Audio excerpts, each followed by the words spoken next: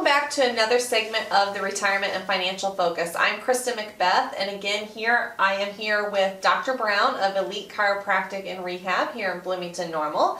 And this month we are focusing on your health and your wealth and having a little bit of a debate and conversation about which is more important. So if you missed last week's segment, make sure you go and watch that and also learn about Dr. Brown's background and why he is very qualified to have this conversation with me. So thank you again for joining me. Thank you for having me.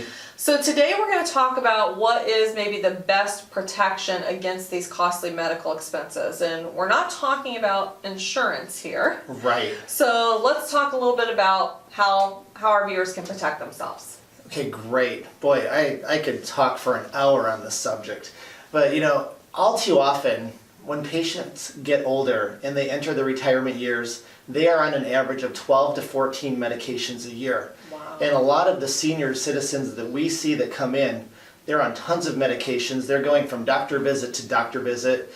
And unfortunately, some of them have very high medical expenses, like an open heart surgery. I have no idea what it costs. I know it's not cheap. Like some chemo, radiation things. There are very severe financial consequences with catastrophic medical events as you age. Mm-hmm. And given my background as a health and wellness practitioner, I completely advocate that you just take care of yourself. Diet, Mm-hmm. exercise, lifestyle, proper sleep, proper nutrition, chiropractic, massage therapy, just moderate exercise, Yeah. just taking care of yourself. And we could talk for hours on each of those topics, Mm-hmm. how to do it. But the best thing you can do for your health as you get older is to take care of yourself and be proactive. There's no magic pill that's going to help you lose 50 pounds. There's no substitute for proper exercise. There's no substitute for chiropractic or for massage therapy. Mm-hmm. So it really comes down to taking care of yourself, because right now you got to put the investment in yourself now, and it will pay dividends later by reducing more serious medical care as you age. Great financial tie-in right there, by the way. Thank you. Thank you. So if somebody wanted to get started in their wellness journey, what would you suggest that they do as a first step? Krista, that is another great question. And there are so many answers to this, but I guess what I would encourage is pick what area do you want to improve in. If your diet is very poor, let's say you're eating at McDonald's several times a week, you want to improve your diet, you can go online and even get started. You could go to a nutritionist or a dietitian.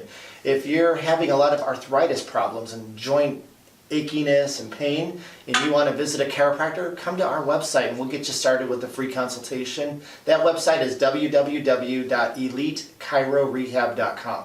If you're constantly stressed and tense, you have very poor flexibility, visit a massage therapist. I can recommend a couple great ones in this area. So it really depends on what do you want to improve in your life, whether it's diet, nutrition, exercise. You can always join a gym, get a personal trainer. So it really comes down to this.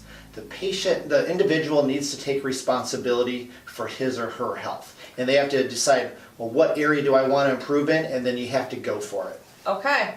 Well, thank you so much. That was great information. And make Thank you. sure you join us next week. Next week, we're talking about non-covered medical expenses. And are they a good investment or not? Right.